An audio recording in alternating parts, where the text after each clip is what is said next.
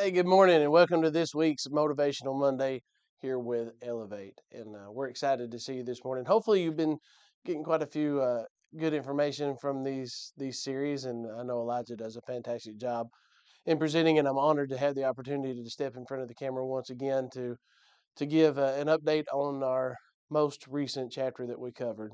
And this quarter, we're going over a book called Extreme Ownership.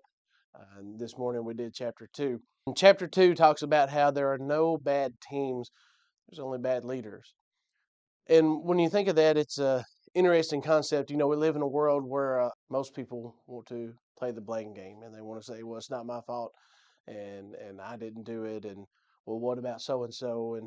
And we know that's very common in our world, and unfortunately, so this book and what it trains and what it's doing with extreme ownership is combating that mentality and saying that there are some circumstances that may be outside of our control, but nonetheless, it ultimately falls on the leader or the individual to take that extreme ownership of that situation and saying, you know what, this is what I could have done better. This is what I should have done. This I should have trained harder. I should have spent more time, more dedication to this, that, or the other, whatever the case may be.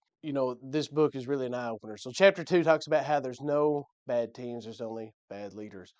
And in this chapter, he gives an example of in the SEALs training where they have to do the boat cruise, and there's 7 members to each boat, and how they had to work together to do this race. And to shorten the story, basically there was one boat that outperformed every time, and there was one boat that underperformed every time.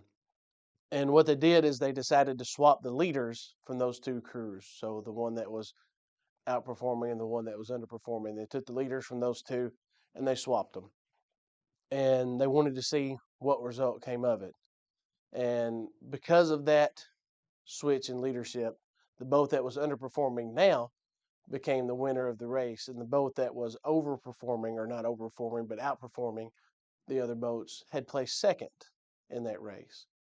And the whole point behind that story was, in that story again being a real world example, a true story of how things happen, is all they did was switch the leaders. The crew stayed the same, the boat stayed the same, the race stayed the same, the environmental elements stayed the same. The only thing that changed was the leader running those crews. And now the underperforming boat now was in first. So it begs the question, whenever you're looking at that, is why? Well, if you look at this and you look at the chapter and you study this situation, the leader from the high performing crew had instilled in his people ownership of their position. He made sure that they understood the mission. He understood that they took ownership of their role. They knew what they needed to do as an individual in order to win as a team. He understood they knew that. And not only that, he boasted them. He made a positive atmosphere and made sure that they were celebrated, that they achieved that, and that first was the only position. There was no second. You take the leader from the underperforming boat, he'd given up. He said, well, there's no way. So and so's not doing this. So and so's not doing that. I was given the worst team members to try to lead. They're never going to accomplish it. They're not good enough. There's nothing I can do. So it is what it is. Right. And that was the attitude that he had.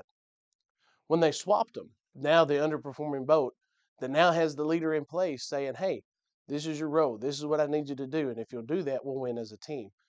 Um, and I'm going to hold you accountable to making sure that that gets done. And did that with every member. Now they won the race just because of that leadership. And then the boat that was outperforming, that now has the leader with the attitude of, I was dealt a sorry hand, it's not my fault. Now they're placing second. So what's the difference in those two situations?